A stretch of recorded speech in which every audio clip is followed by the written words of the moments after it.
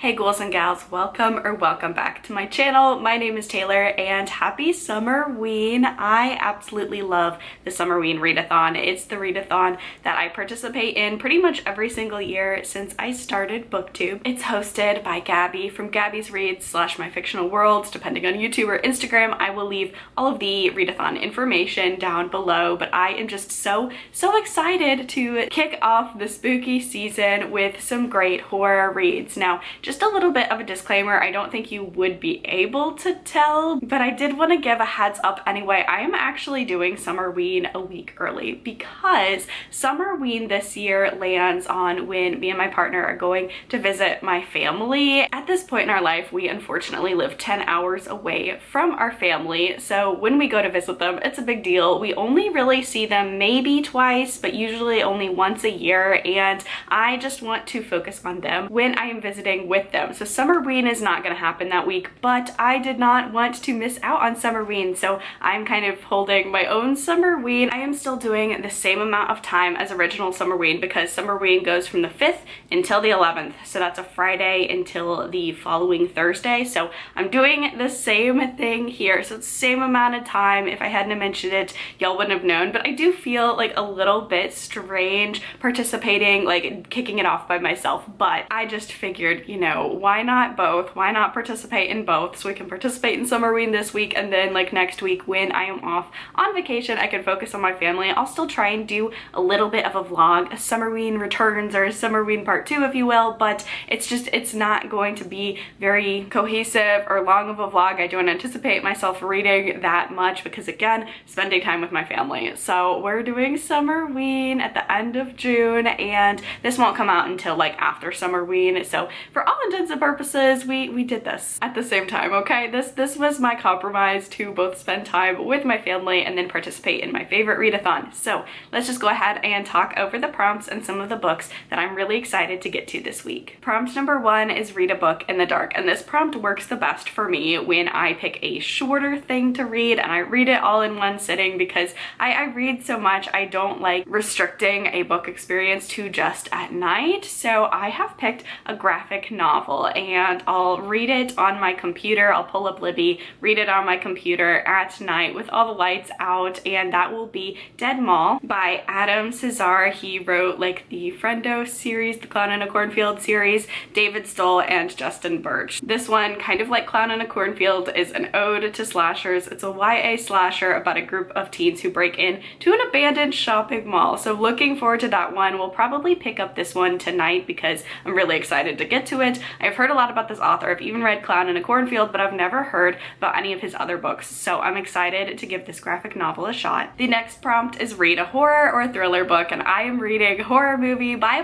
Tremblay. This is probably my most anticipated book, or at least one of my most anticipated books of the entire year. I'm trying not to say that because a lot of 2024 releases have been letting me down. However, I just absolutely love this author. I love the premise. I'm so excited. This one is my designated audiobook for the readathon, so I'm really excited to pick up Horror Movie. It has been a struggle holding off on reading Horror Movie until this readathon, so I just cannot wait to read it. The next prompt is read a book with a night sky on the cover, and I'm going to be reading You're Not Supposed to Die Tonight by Kalynn Bayron, and this one also is very summery. It takes place at a summer camp where the campers, it's like an interactive horror experience where they role play a slasher experience until that experience becomes all too real. So this one could also work for some of the other prompts as well, but this one does have that night sky right on the cover, so I'm excited to finally get to this one. This one has been on my TBR forever. The next prompt is read a book with 5 words in the title because this is the 5th year of Summerween. I do have one that I had originally planned on, still waiting for my audiobook hold to come in. It should come in this week, so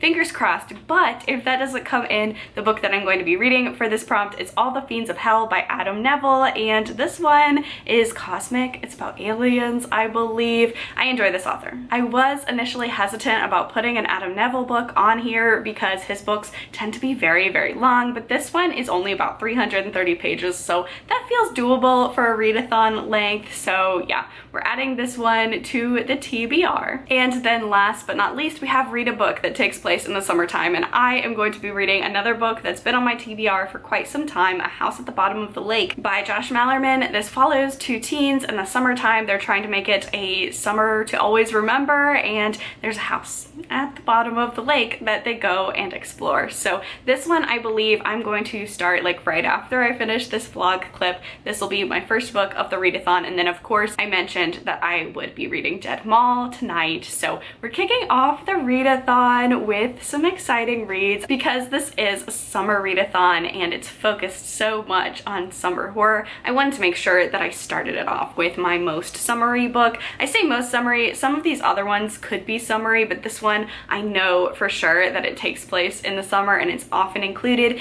in BookRec's list of books that like feel like summer horror. So I'm gonna start off with this one. We actually, me and my partner, kind of kicked off Summerween a little informally last night because we watched the Texas Chainsaw Massacre for the very first time. I am someone who loves horror, obviously. Look at the bookshelf, so I'm participating in the Summerween readathon. I got my horror shirt on, but I have never seen the Texas Chainsaw Massacre until last night, and part of that is because when I was first getting into horror, I definitely only stuck to ghostly and paranormal horror, and now that I'm more of a seasoned horror person, I feel like I'm more disconcerting and know what I like in movies more. Slashers are definitely not my favorite genre or my preferred genre of horror, but I tend to appreciate them a little bit more now, and especially like I enjoy going back and watching some horror classics, and the Texas Chainsaw Massacre is absolutely that. I really was shocked by how much I liked this one. I know I shouldn't have been because it's a classic. It's very like widely acclaimed, honestly, and I totally get that. This is definitely a movie that screams Summerween, summer horror. It takes place in Texas, but I live in Arkansas, and it feels very similar in terms of driving down old country roads and just feeling like very isolated even in the middle of the day. I enjoyed the setting. I enjoyed the build up. I think it's about 45 minutes before anyone even gets slashed in this one, but I really enjoyed it. I enjoyed the commentary. I enjoyed the parallels to factory farming and butchering animals for food and also butchering people. Definitely a movie that I would highly recommend. I'm going to try and watch a lot of movies throughout this week as well, summery horror movies, and you know, give you my thoughts. I've been kind of integrating those into my reading vlogs recently, and I enjoy them because I have a lot of thoughts on movies, but I just don't feel like I give as good reviews of them as books, so they're just very informal, scattered throughout my reading vlogs. But the Texas Chainsaw Massacre was a good time. It's very brutal. The brutal matter-of-factness of the way in which a lot of these characters die, and you just see how like a fun summer outing just goes horribly wrong. I thought this movie did that really well. So if you are interested in watching it, it is on Peacock. That's how we watched it because I tend to like the ad setup in Peacock the most because they just play the ads at the beginning of the movie, and then you don't have to be interrupted at all during the rest of the movie. But it is also on Tubi, and Tubi is free to watch from. So if you're looking for some summery horror and you haven't seen the classic yet, I would recommend. I really would recommend. I got such a sense of dread, especially in the last, like the final girl montage, the final girl moments as we're watching our final girl try to run away from Leatherface. I just thought they really captured the desperation and the hopelessness of just running away, knowing all your friends have been killed, and just trying to escape this horror. I know a large part of that is because this was not a great set. Possessed by Horror actually has a video on her YouTube channel talking about just the horrendous conditions that the main actress in particular had to endure, and a lot of like the horror is very realistic to her, just because of the way they filmed things and just the set environment. So it's it's definitely one that I don't think could be made today in the same way, because it feels very, very realistic at parts, because just the way it was filmed and the way that they treated their actors, unfortunately, were not the best. But I think that really real fear and dread seeps through and really gets under your skin through this film. So if you haven't seen this classic, I would recommend. It's a great summer horror slasher. But this has been a very, very lengthy introduction. I'm really excited to kick off Summerween, can you tell? So I'm going to go read. We're gonna start our first book of the readathon, and I will check back in tomorrow with another reading update. Happy Summerween.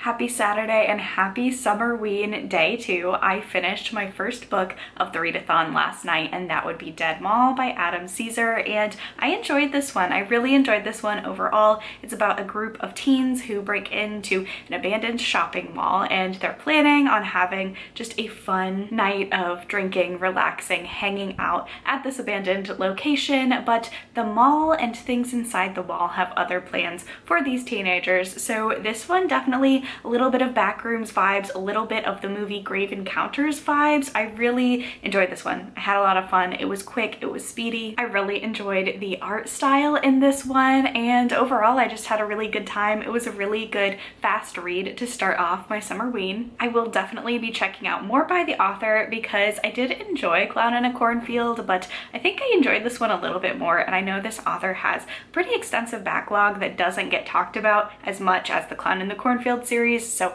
I'd definitely be interested in checking something else out by this author in the future. But yeah, this was a really fun horror graphic novel. I really enjoy like putting a group of people into an abandoned setting, especially when that setting is a little bit paranormal, a little bit haunted. So first read of Summerween is done. I used that for the prompt, read a book in the dark. I also started another book today, and I'm already 50% of the way through it. That would be A House at the Bottom of a Lake by Josh Malerman. This one I'm using for the prompt, read a book that takes place in the summertime. This one absolutely does have that summertime feel, as well as taking place in the summer. This one's also a shorter one. I think it's also under 200 pages. It is. So this one is not a graphic novel, it's a traditional book, and we are following two teenagers, and they go on a very fun first date. They go out on this lake and they're canoeing, and they discover a house at the bottom of a lake, and they dive down beneath the surface to explore this lake. And this house underneath the lake is very remarkably preserved in a way that doesn't make a whole lot of sense, and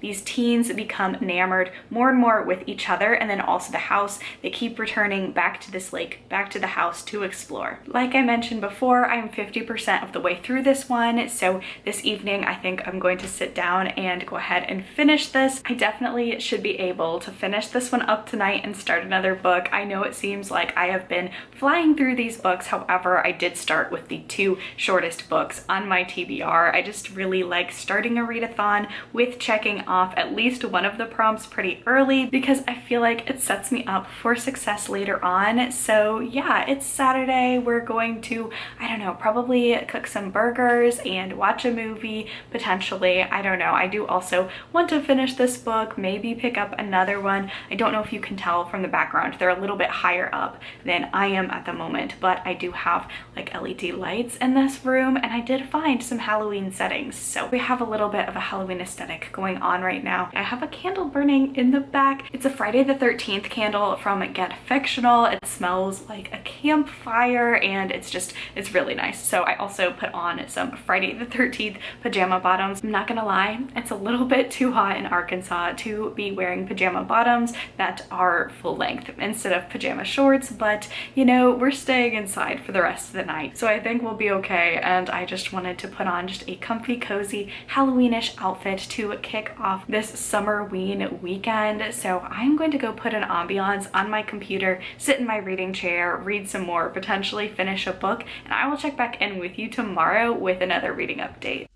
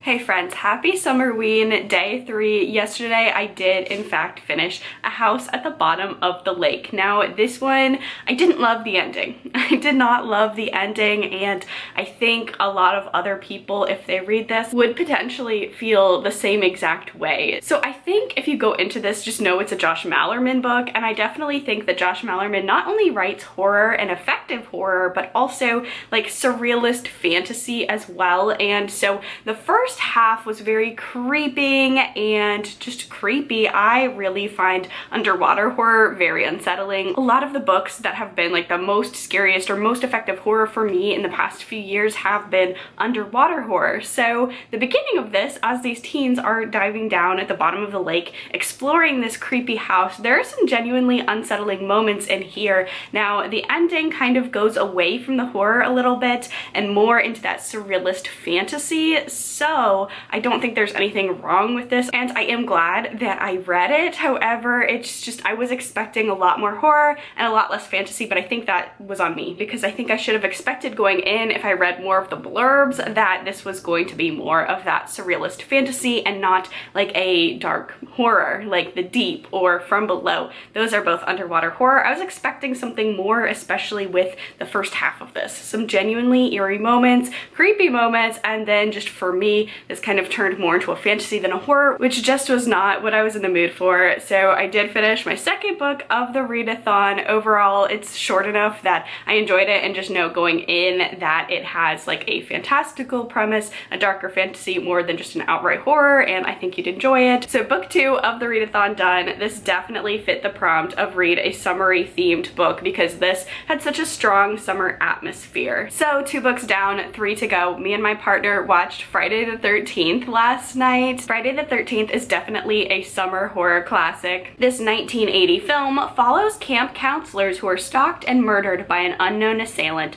while trying to reopen a summer camp that was the site of a child's drowning years before. I definitely respect this as a classic. It was, of course, fun to see a young Kevin Bacon in a very small role in this movie. However, I don't think that this is the best movie in the Friday the 13th franchise. I do enjoy how it kickstarted a whole franchise, and if you're looking for summer horror, this is definitely a summer horror movie that's going to give you those summer vibes. It takes place this summer at a summer camp. The set that they used was an actual Boy Scout camp, so if you are looking for a summer horror, this definitely checks all of those boxes. Now, if you've seen this movie before, then you know about the twist ending, and when I was watching it, I've already seen it before, my partner had not, so it was fun to see his reaction about the ending of this one. But overall, this was definitely a fun rewatch, and I think we might try and watch some more during the rest of this readathon. Last night, I also briefly started Horror Movie by Paul Tremblay. I have a great feeling about this one. The audiobook production is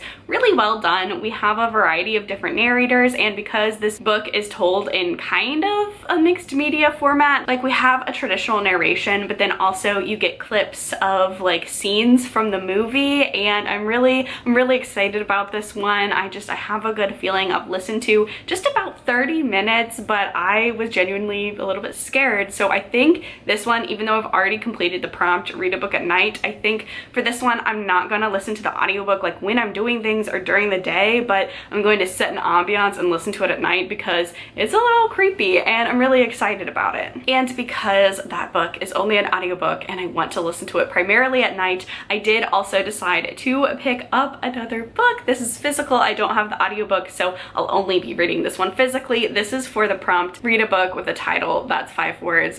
For horror movie, that one is just read a horror or thriller book, but All the Fiends of Hell has 5 words in the title, and this is an author that I've read from and enjoyed before. This one has to deal with an alien apocalypse situation, so I am very intrigued. Now, this one, I mentioned it before, usually I would not recommend Adam Nevill for a readathon because his books tend to be very long and very lengthy. No One Gets Out Alive and Last Days, which are the 2 books that I like the most from this author, I think were both over 500 pages, so this one's only about 330, which seems a lot more doable. I am a little nervous because I don't know if I'm really in the mood for aliens. Like I mentioned at the start of this vlog, I'm more in like a slasher summer kind of vibe for this week, but I'm intrigued to read this, and this is the only book that I have at the moment that has those 5 words in the title. So we're gonna give this a go. I did start it last night like horror movie, but I'm only about 20 pages in this one. So that is going to be today's plans, is listen to horror movie, read All the Fiends of Hell. Maybe we'll throw in another horror movie. I'm not too sure about that one, but yeah, I'm gonna go get to reading and I will check back in with y'all tomorrow with another reading update.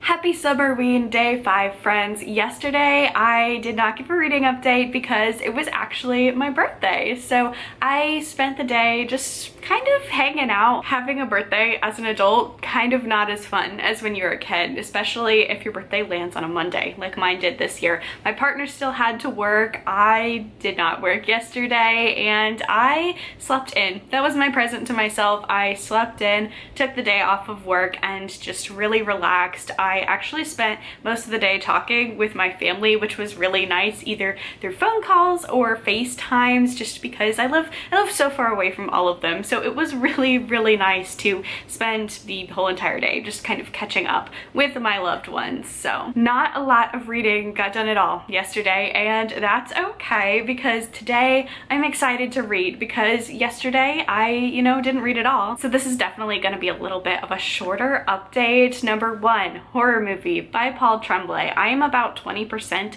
of the way through this one. I am loving it. I love this book so much. It's really checking all of the boxes for horror tropes and just like horror, not even tropes, but like horror aspects or subgenres or little things that I like in horror, especially horror books. I'm really loving it. Again, the audiobook is phenomenal. Just the way that this is told. There are sound effects, but not too many sound effects because sometimes when there are so many, I'm thinking of episode 13 was a good audiobook production overall, but the sound effects were a little bit much in that one. Like it was a little bit overdone in parts because sometimes I just felt like when I was listening to it, like just the production took away from the storytelling, if that makes sense. Like I enjoyed reading that book as an audiobook overall. There are just some moments where like the narrators would actually yell in your ears and that was a lot, but this one is really good. There are some sound effects that break up different sections and let you know like if you're in the past or the present, or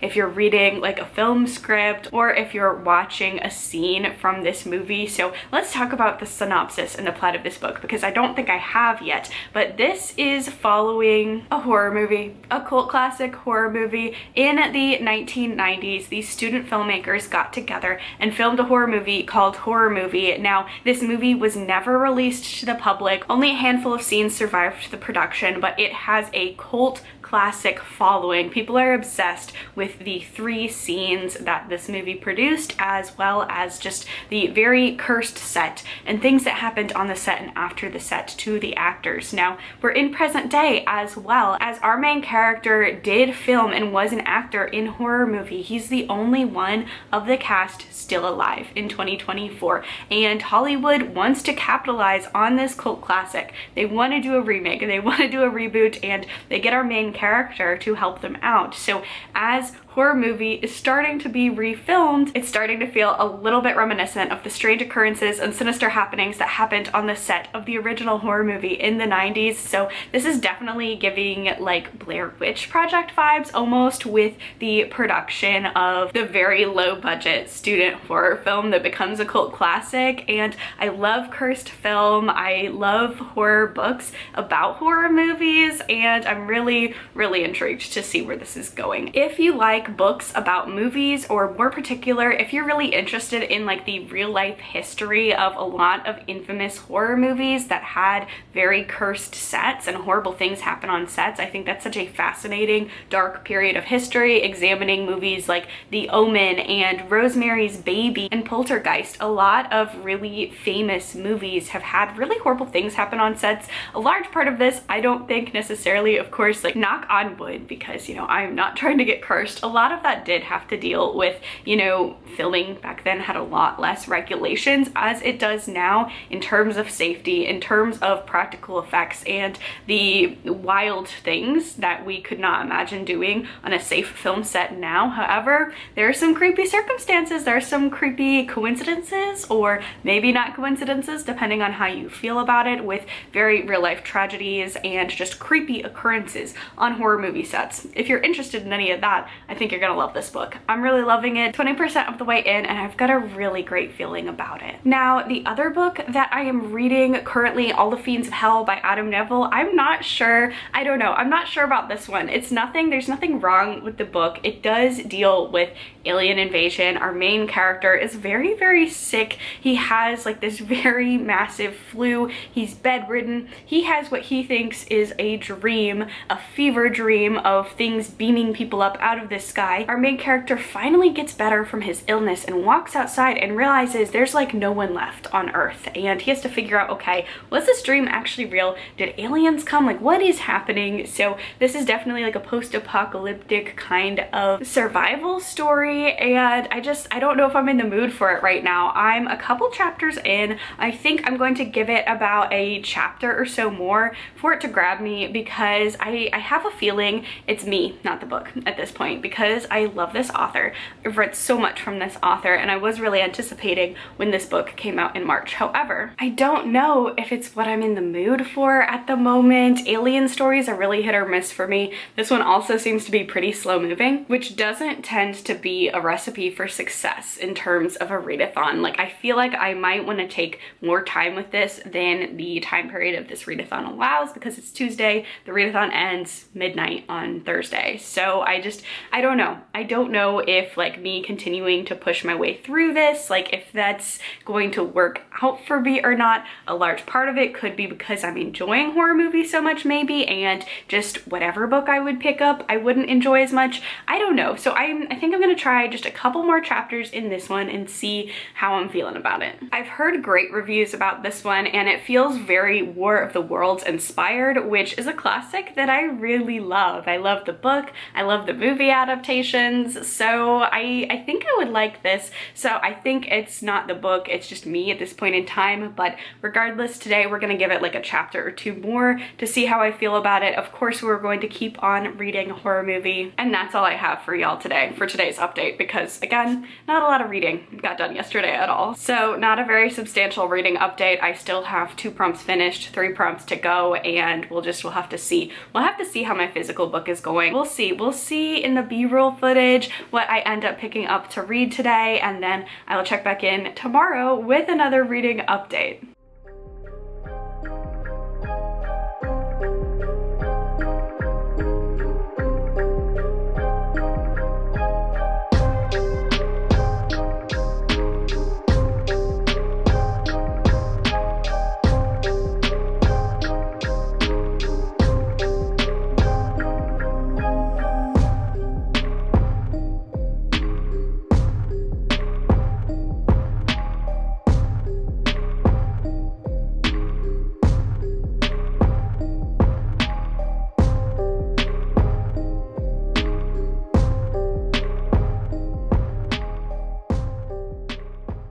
Happy Summerween day 5. We are changing up the TBR a little bit late in the game, but I got through like the first 70 to 80 pages of All the Fiends of Hell, and I'm DNFing it. I'm not DNFing it forever, but I've already gone over a couple of reasons why I was feeling this was not the right book for me this week. Number 1, it's very slow paced. Even though it's only like 300 pages, it does not have the pacing that I prefer for a readathon, and 80 pages in, I'm not loving the main character, so I'll probably come back to this eventually. Like I mentioned before, I like this author. I wouldn't, however, have probably picked this book up had it not been written by this author, so I just think we're gonna DNF it. I'm not in the mood for aliens. The main character is making some choices that I don't love, and we only have 2 more days in this readathon, so I don't want to spend the last 2 days slogging through a book that I'm just not in the mood for. So this is a DNF. I'm still putting it back on my TBR, and maybe I'll get to it later. Now, I was a little nervous because that one was my book for the prompt, read a book with 5 words in the title, and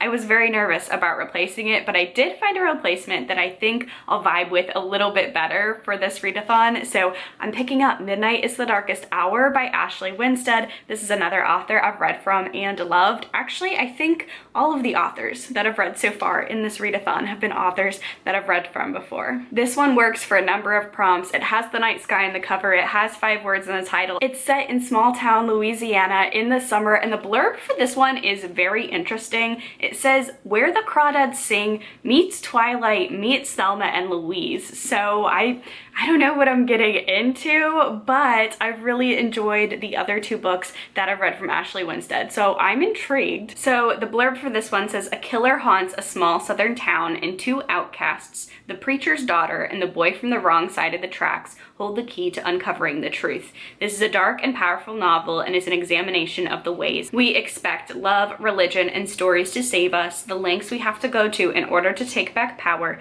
and the monstrous work of being a girl in this world." So I'm intrigued. I have no idea like what that mashup of comp titles in the blurb means, but I'm intrigued to find out. I think this is a great book to pick up today because this one I have the physical copy from my library, and I also have an audiobook advanced listener copy from Libro FM. So this one I should be able to both read physically and then also listen to it throughout the day. I've got like laundry and things that I need to do today, and like I mentioned, horror movie still going excellently, by the way, but I'm really loving listening to that one at night. It's genuinely very creepy, so this one's going to be like my daytime read. I think that'll work out really well. So yeah, switching up the TBR. We still have all of today and all of tomorrow to finish up some books, and I know that I had picked a book for every single prompt. You obviously don't have to do that in a readathon. I like challenging myself to do that.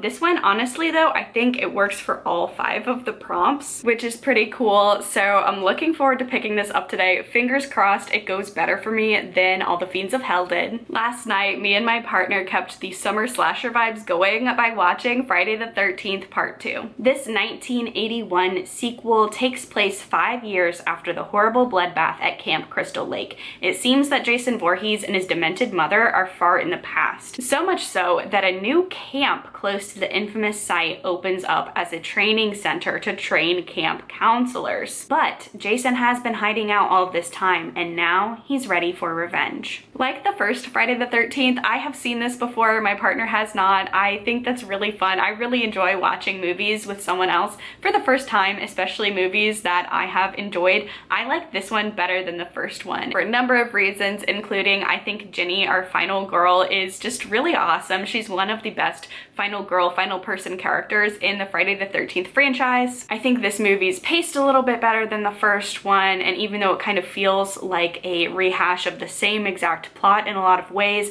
I think it improves and builds upon the first one. I think the group of counselors have more personality, and therefore the stakes kind of feel a little bit higher as you know these characters a little bit more as Jason picks them off one by one. We're having a lot of fun with this franchise. Now we're debating watching the third one. The third one I really don't love, but there are a lot of infamous things that happen in the third one, especially when it comes to character design of Jason himself. So we might watch that tonight or tomorrow. I don't know. We'll have to see. Or, you know, we might pick up another summer slasher that's just a little bit different than Friday the 13th, but we're definitely having a lot of fun with it. I am firmly Team Freddy because, you know, Freddy versus Jason. I love Nightmare on Elm Street. That is my iconic horror franchise, but Friday the 13th is a lot of fun too. So I am going to go start this book, and I will check back in tomorrow with another reading update.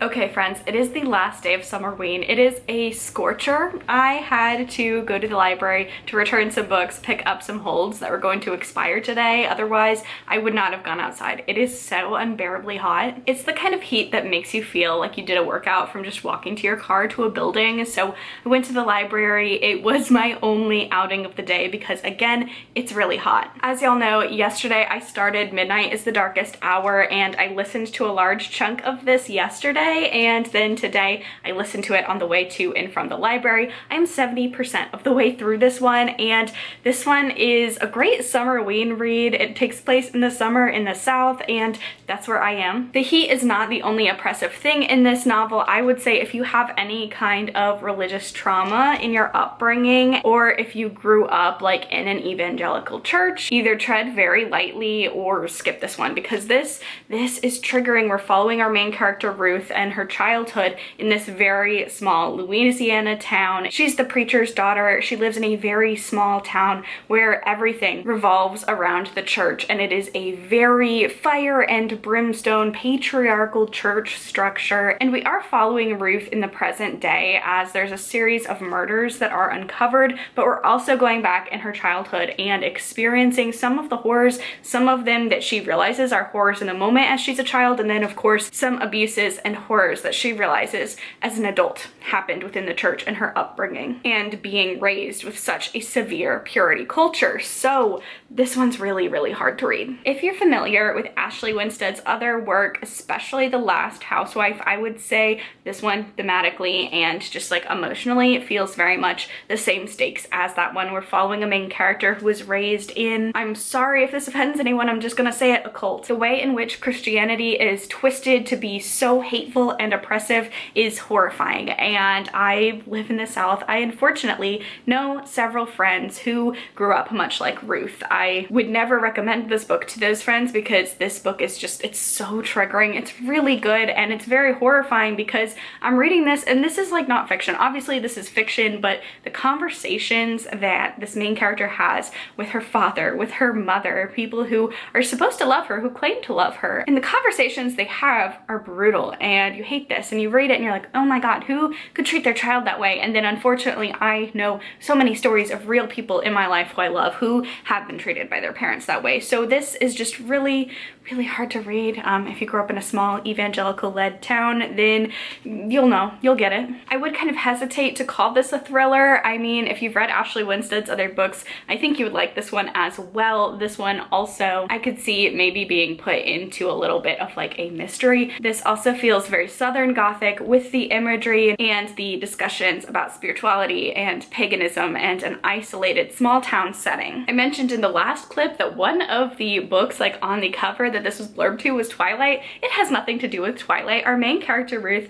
does love Twilight, but that's because it's very fun seeing like Twilight throughout. This is kind of a little bit of a sub-theme because Ruth's parents restrict her reading. Ruth's parents, her father being a preacher, he kind of controls what this library in her small town acquires and what books are allowed to be in the library, and she stumbles upon a copy of Twilight, and this book is contraband. It's foreign because it teaches young girls about desire and lust and falling in love with demons, and it's a banned book for Ruth. She's intrigued by that, by the fact that it's banned, reads it and really identifies with Bella and keeps like going back, like she should have like a little bracelet that says what would Bella do, because she's constantly using this. And I think that's a really fascinating conversation in here, that she uses Twilight, which I would not say is very progressive. Like the writer is Mormon. There's a lot of Mormon doctrine in Twilight actually, but she uses Twilight as like a way to escape and realize that there's just more to life, and in particular just more to loving herself and feeling her own emotions and just living with a sense of agency. So Ruth loves Twilight. That's why Twilight is mentioned. Like this is not thematically like Twilight at all. It doesn't like have the same beats as Twilight, so don't go into this like expecting a paranormal romance, but I thought that was interesting to bring up because also I'm friends with a lot of people who were not allowed to read like Harry Potter or Twilight or those kind of books when they were little because of their evangelical upbringing. I used to work at a library that in the year 2023 people were still challenging these books and saying that they were inappropriate and summoning demons. Like there's still campaigns in the area that I live in now that are actively campaigning against Dungeons and Dragons, just like in Stranger Things season 4, because it's supposed to be demonic. So this just like for me living in the South hits very close to home in a lot of ways. A lot of this I'm raging through it because it's just such a horrible, cruel world. It's one of those books where the horror is not monsters, vampires, werewolves, what have you, but other people and the ways in which a patriarchal society, in particular a religious patriarchal society, like covers up for each other and covers up abuse all in the name of the Lord. So very triggering, but I'm gonna finish this today. I'm really glad that I switched around the TBR and added this one to my Summerween TBR. I'm really flying through it. I figured we could also go through a little bit of a library haul just because they are all horror centric. We're not going to be reading them in this vlog, but I think I picked out some good titles. So first two books, Don't Fear the Reaper and The Angel of Indian Lake by Stephen Graham Jones. These are the second two books in the Indian Lake trilogy, of course starting with My Heart is a Chainsaw. I have that one checked out from the library and I just have a really good feeling about it that when I finish it I'm going to want to dive into the rest of the series, so I went ahead and picked up the second two books in the series. I think once Summerween is over we're gonna dive into this series because I have been craving some Stephen Graham Jones. I also had some new release holds to pick up. The first one is One of Our Kind by Nicola Yoon. I've heard this is the Stepford Wives plus Get Out. That premise sounds so intriguing and this cover is very beautiful. I am such a sucker for horror covers that have like pastel sort of elements to them. I also got Small Town Horror by Ronald Malfi. This is a small town horror. It's one of my favorite subgenres of horror. I really enjoy a small town setting in horror and I think this one is about a group of friends who were friends as kids and then they come back to their hometown to confront some kind of evil. I'm a real sucker for that kind of storyline, so I'm also really looking forward to picking this one up soon. And then just randomly on the shelves, this caught my eye. I wasn't looking for it, but the cover called to me. This is In the House in the Dark of the Woods by Laird Hunt, and I believe this is some sort of folklore horror. It's pretty short, so I figured why not give it a shot. So I don't know what this is about, but I'm intrigued. This has been a pretty lengthy update though, so I am going to go finish up some reads. We're in the final stretch of the Summerween Readathon, and I cannot wait to finish the 2 books that I'm in the middle of. So I will check back in either later tonight or tomorrow with a final wrap up discussing all of the books that I read for this readathon.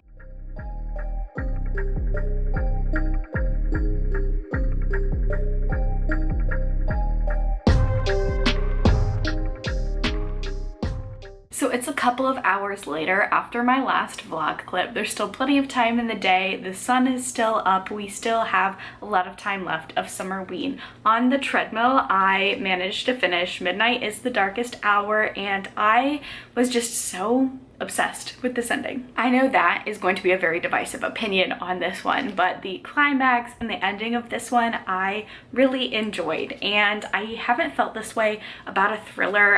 I would say this is more of like a crime mystery than a thriller, but I have not felt this way about a thriller adjacent book since I read The Dead Zone by Stephen King a number of years ago, and I was just so in awe of the way that that book ended. Like, my heart was literally pounding, and like I had a physical reaction. I had a physical reaction to the end of this book. I was on my treadmill getting my daily steps in, and I had to pause and read and listen because I was listening and reading in tandem to the last 5 or so minutes of this because I just was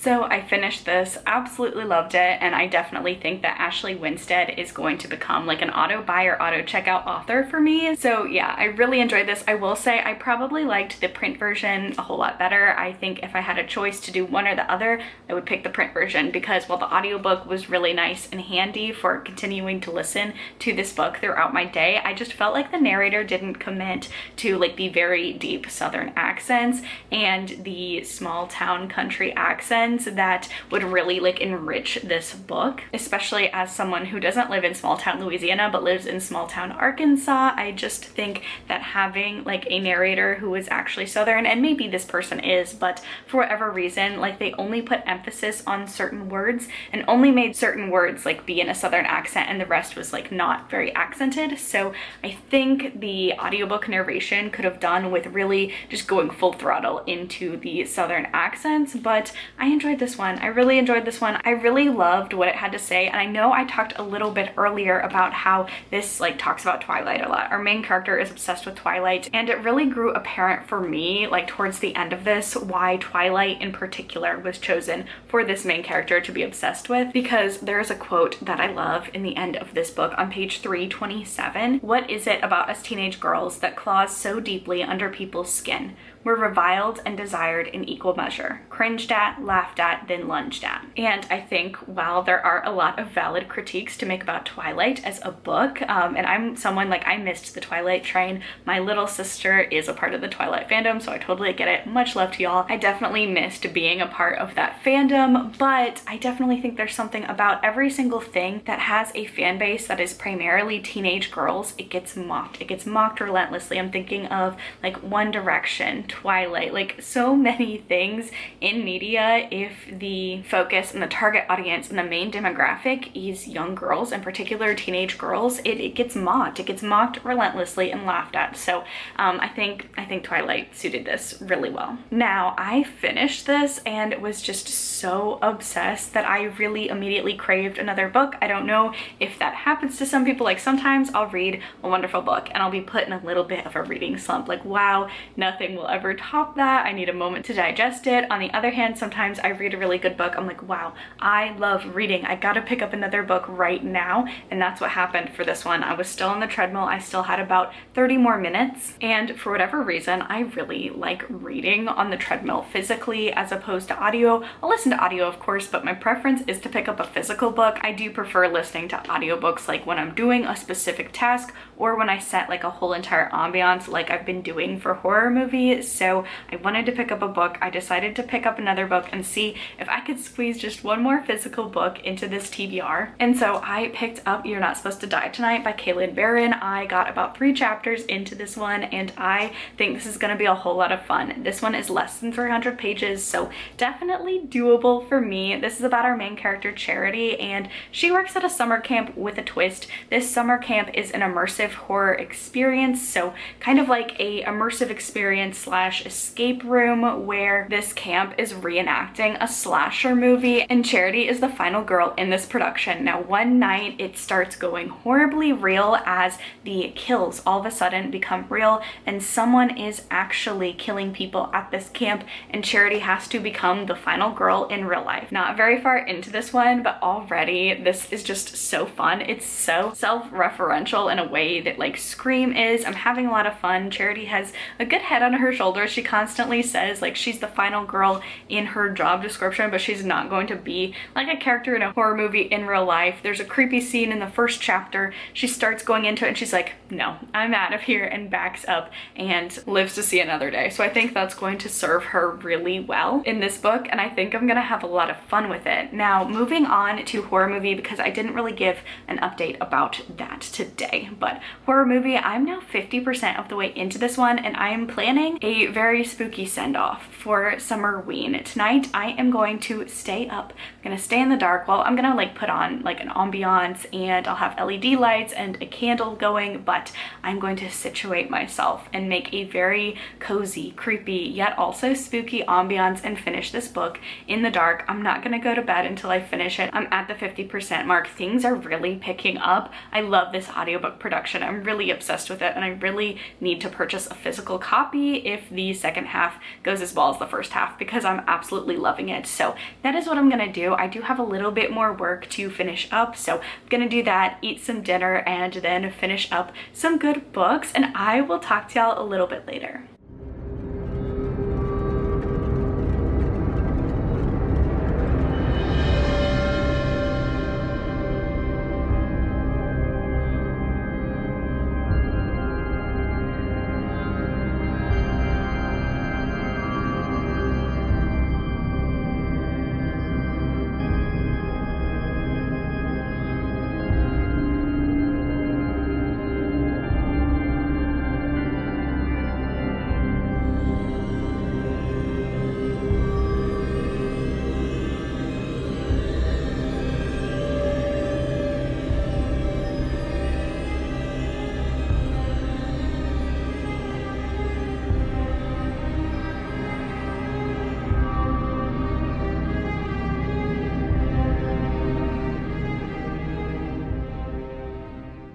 Okay friends, it is now time to wrap up this insanely long Summerween vlog. I did manage last night to almost finish horror movie. I got like 98% of the way through it and just got so tired, so I went to bed, woke up the next morning, and then finished it up, and I had a lot of fun, really enjoyed it. I definitely say this is one of Paul Tremblay's best, and I would highly recommend you pick this up via audiobook. I really think that there's something special about the way this audiobook narration and production is designed that I think you'll get a little bit more out of it rather than just reading it physically. But finished that. Oh, and I don't think I mentioned, I don't remember if I mentioned, I also finished You're Not Supposed to Die Tonight that evening as well. You can say a lot of things about me, but you can never say that I am not an overachiever. So with those two books being wrapped up, we're gonna count horror movie, okay? Because like the last 30 minutes technically was not read within the space of this Summerween readathon. So we're gonna go ahead and cheekily count it a little bit. But with all of that being said, I have finished the Summerween readathon and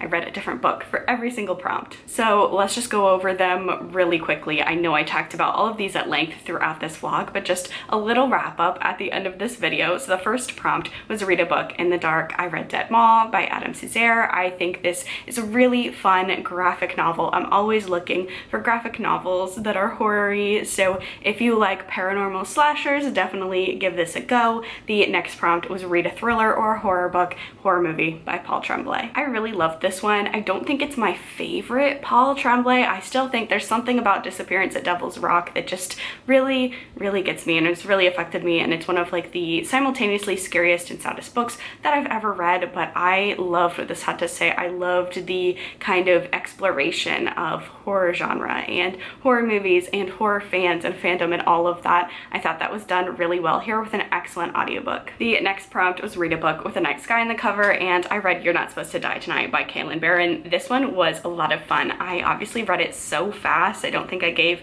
a lot of updates, but this is really fun. Just a fun little anecdote that doesn't really have anything to do with the content of this book, but I read this one right after I read Midnight is the Darkest Hour, and a small portion of Midnight is the Darkest Hour takes place in a library, and they're going through microfilm, and that research is a part of that book. This book also briefly mentions microfilm, but it's funny because Midnight is the Darkest Hour just says, you know, they're going through microfilm, they're doing this. This one takes a long moment to explain what microfilm is. That totally makes sense because this is a YA book for younger audiences, but it definitely made me feel old. But this one was a lot of fun. I really enjoyed kind of like horror movie in a little bit of a different way, but this one also very much felt like a love letter to the horror genre, and I had a lot of fun. I don't pick up YA that often, but I thought this was really good. In particular, like the teenagers and the way that they talked and the way that they interacted with each other felt very teenagery. Kalynn Bayron is an 80s baby. She says that in the acknowledgements, that her love of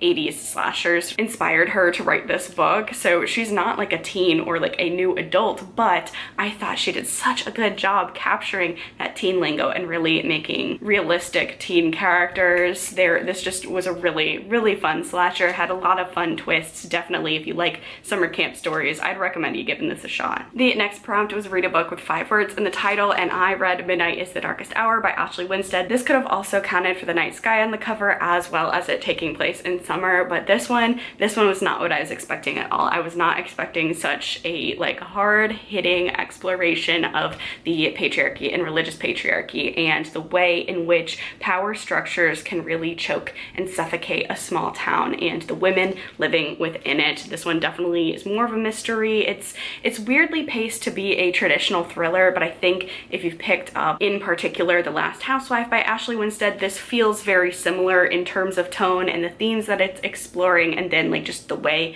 that the story is set up. I really enjoyed this one. This one was by far like the most surprising because I knew that I was going to love horror movie. I knew that the other ones had been on my TBR for a reason. This one I swapped out at the last minute. I'm so glad that I did so because this has really cemented Winstead as an author that I'm so intrigued to check out her next release from. And then last but not least, the last prompt was read a book that takes place in the summertime, and I read A House at the Bottom of the Lake by Malerman. And while this one was not as horror focused as I would have liked, and I didn't enjoy the second half as much as I enjoyed the first half, I cannot deny that this book screams summertime and was an absolutely perfect book for this prompt. So I did enjoy my time reading it. I probably would have picked it up as a summer read outside of a horror-based readathon, but I had a lot of fun with it regardless. But there you have it, friends. Yet another Summerween readathon come and gone. Let me know down below if you participated in Summerween. What was your favorite book that you read during this readathon? Thank you all so much for watching. Thank you, Gabby from Gabby's Reads, for hosting such a fun readathon. I love getting into the spooky season spirit. And thank you all so much for watching. If you enjoyed this video, please be sure to give it a thumbs up, leave a comment down below, subscribe to my channel for all of the bookish, horror, and cozy gaming content. Stay safe, stay spooky, and I will see y'all in the next video. Bye!